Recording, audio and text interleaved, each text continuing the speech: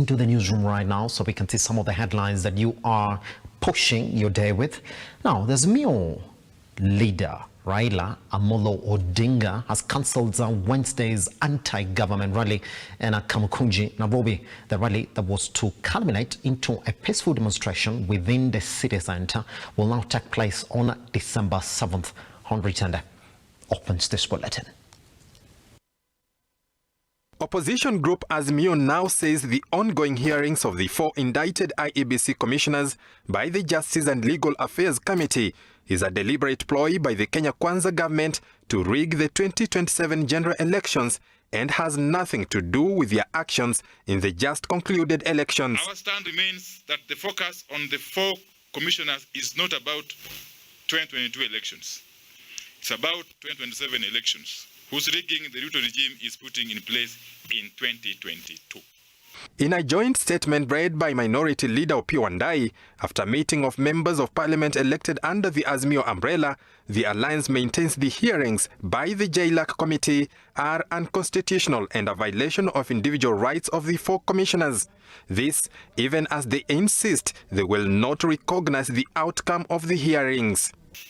That the Justice, Legal and Constitutional Affairs Committee of the National Assembly hearings against the 4 IBC commissioners is a lynch mob, a hired hit squad, and an illegality with a predetermined position. We don't recognize it and won't recognize or honor its findings. Instead, we will fight it to the bitter end, in and outside the House. The opposition is now calling on William Ruto's administration to put its house in order and focus on finding a solution to the deteriorating economy instead of casting their eyes on the 2027 polls.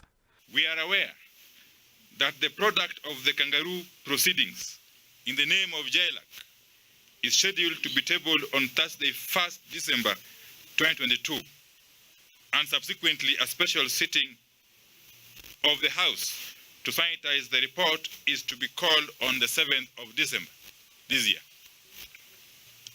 This shows how desperate and insensitive the regime is. They are calling a special sitting not about hunger or drought, insecurity and related issues.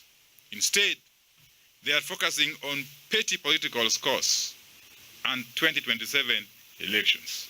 On the controversial planned demonstrations that were to start tomorrow in reaction to key government decisions in recent past, Azimio says it has postponed such demonstrations to allow the ongoing national examinations to continue uninterrupted. The outfit will, however, resume their plans on December 7th.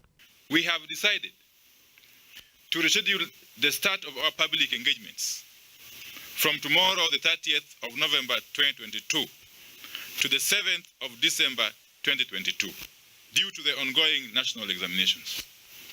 We have listened keenly to the appeals of parents and our school-going children, and we have decided to obey their wishes. Already President William Ruto and a section of civil society have raised concerns with the planned demonstrations, urging the opposition leader Raila Odinga to find another way of criticizing the government. The head of state says demonstrations are ill-advised and will badly hurt an already ailing economy. The controversy surrounding the hearing of the 4 IEBC commissioners who went against the commission's chair, Wafula Chebukati, to declare President William Ruto as the winner of the just concluded election is deepening, with the fate yet to be known. Henry Tende, Look Up TV, Nairobi. No, simply has been